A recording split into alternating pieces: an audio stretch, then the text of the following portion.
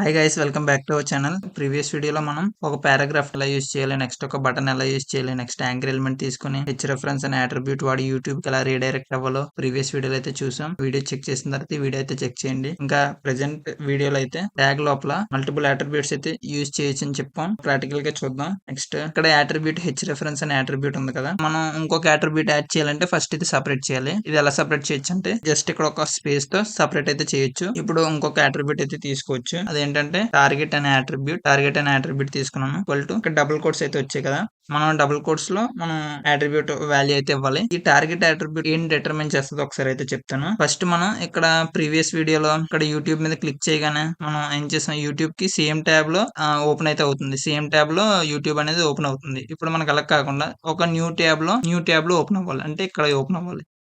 దీనికి మనం టార్గెట్ అనే అట్రిబ్యూట్ అయితే యూజ్ చేస్తాం. ఫస్ట్ టార్గెట్ లోపల అండర్ స్కోర్ ఇచ్చి బ్లాంక్ అని ఇస్తున్నాను. బ్లాంక్ అని ఇచ్చాం, సేవ్ చేయాలి. Control yes save. ఓకే, ఇప్పుడు మనం ఒకసారి రిఫ్రెష్ అయితే చేసి చూద్దాం. రిఫ్రెష్ చేశాను, ఏం చేంజ్ అవ్వలేదు.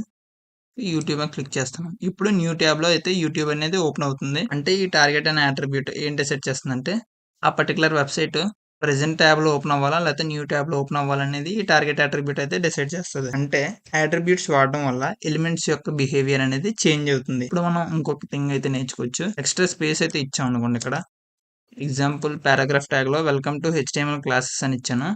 నెక్స్ట్ అక్కడ స్పేస్ అయితే ఎక్కువ ఇచ్చాను.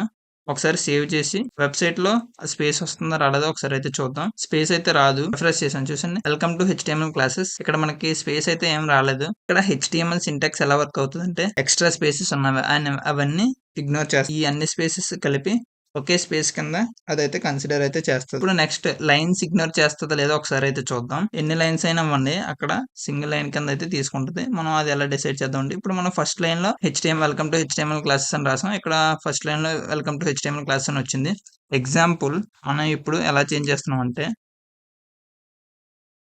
ఓకే, ఇలా చేంజ్ చేశాను. ఇప్పుడు వెల్కమ్ టు హెచ్టిఎంఎల్ క్లాసెస్ అనేది సెకండ్ లైన్ లో ఉంది. ఒకసారి సేవ్ చేద్దాం. ఇక్కడ నుంచి ఇక్కడికి ఇదంతా స్పేసే కదా, ఈ స్పేస్ అంతా ఇగ్నోర్ అవుతుంది కాబట్టి అది సేమ్ లైన్ లోనే ఉంటది, ఏం చేంజ్ అవుతుంది. ఒకసారి సేవ్ చేసి చూపిస్తాను. సేవ్ చేశాను, రిఫ్రెష్ చేద్దాం.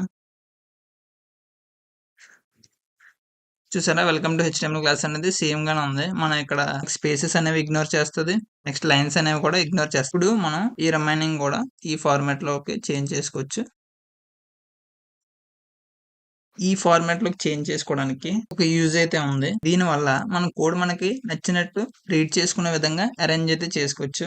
ఇంకా ఎలిమెంట్స్ కి, ట్యాగ్స్ కి, దానిలో ఉండే కంటెంట్ కి మనకి డిఫరెన్స్ అయితే తెలుస్తుంది. ఎక్కడ ఎలిమెంట్ స్టార్ట్ చేస్తున్నాం, ఎక్కడ క్లోజ్ చేస్తున్నాం ఎలిమెంట్ అనేది మనకి క్లియర్ గా ఐడెంటిఫై అయితే అవుతుంది. ఇవి బేసిక్స్. అంటే హెచ్టిఎంఎల్ అంటే ఏంటి, హెచ్టిఎంఎల్ గురించి ఒక బేసిక్ ఐడియా అంటే ఈ 2 వీడియోస్ మీకు ఇస్తుంది. ఇంకా మనం హెచ్టిఎంఎల్ ప్రతి దాని గురించి డీటెయిల్ గా అయితే నెక్స్ట్ వీడియోస్ లో అయితే చూద్దాం. ఇప్పుడు మీరు ప్రాక్టీస్ చేయడానికి కొన్ని ఎక్సర్సైజెస్ అయితే ఇస్తాను. అవి స్క్రీన్ మీద అయితే ఉంటాయి, ఒకసారి చెక్ చేయండి.